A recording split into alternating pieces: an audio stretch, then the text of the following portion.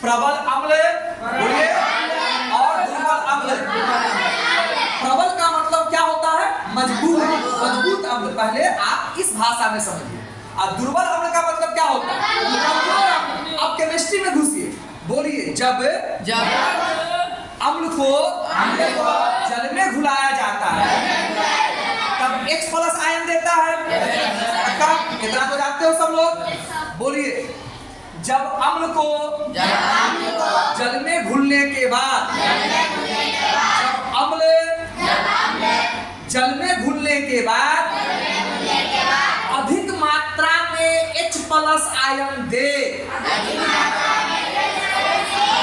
तो उस अम्ल को प्रबल अम्ल कहेंगे। जब कोई अम्ल, बार हम बात बदल रहे हैं, मतलब समझिए।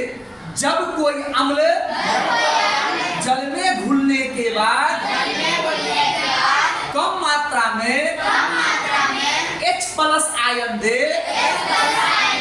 तो उस अम्ल को दुर्बल अम्ल कहते हैं। अब एक एग्जांपल से समझाता हूं। ये आपका HCl तो अम्ल है, सिर्फ यही ना पता करना है कि प्रबल है कि दुर्बल है, यही ना पता करना है। इसको पानी में डाल देते हैं, इसमें पहले से क्या भरा हुआ है? पानी है। इसमें HCl को डाल देते हैं, ये तो पता है कि ये अम्ल है, लेकिन हमको टेस्ट क्या करना है? अदनान बाबू, हमको क्या टेस्ट करना है? हमको क्या टेस्ट करना है? प्रबल अम्ल है कि दुर्बल अम्ल है? प्रबल अम्ल है कि हमें तो ये टेस्ट करना है। तो जब HCl को इस पानी में घुसाएंगे तो ज्यादा मात्रा में, किस मात्रा में? पानी में घुलने के बाद अम्ल क्या देता है? H+ तो देता ही है, ये तो तुम जानते हो। लेकिन ज्यादा मात्रा में H+ आयन देगा। ठीक ठाक कलर आ रहा है कि वो भी नहीं आ रहा? आज आ रहा है, मार्करों बदलना ही पड़ेगा। तो ज्यादा मात्रा में अगर H+ आयन दे रहा है तो ये अम्ल HCl क्या माना जाएगा? प्रबल अम्ल। क्या माना जाएगा? मान लो कि वो HCl जो है, ये HCl, इसमें क्या भरा हुआ है? अभी मत बोलो कौन प्रबल है कौन क्षार है, ये मत बोलो।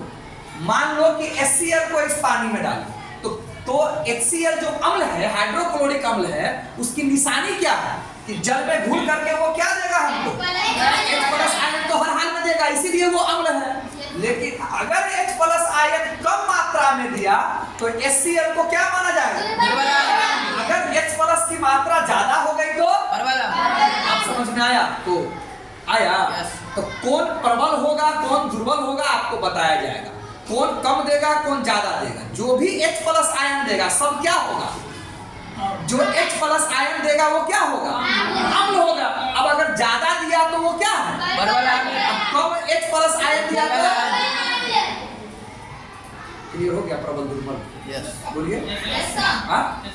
अब इसी प्रकार प्रबल भस्म और दुर्बल OH की मात्रा क्या रहेगी? तो भस्म कैसा होगा? प्रबल भस्म की पहचान तो OH है ही है। जल में घुल करके OH देगा तब ये वो भस्म है, ठीक है ना? लेकिन ज्यादा मात्रा में दिया तो क्या है? और वही OH- जो है अगर कम मात्रा में दिया तो क्या है? उससे पहले मैंने NaOH KOH का एग्जांपल दिया था ना। तो हमको देखना होगा ना कि ये जो है OH कम देता है कि अगर ये कम देगा OH तो कहाँ जाएगा? अगर ये OH ज्यादा देगा तो कहाँ जाएगा? KOH अगर ज्यादा OH देगा तो कहाँ जाएगा? अब कम देगा तो समझ में आया आपको? फिर ये दोबारा तिबारा आएगा। पहले बात को समझिए, रोके भी।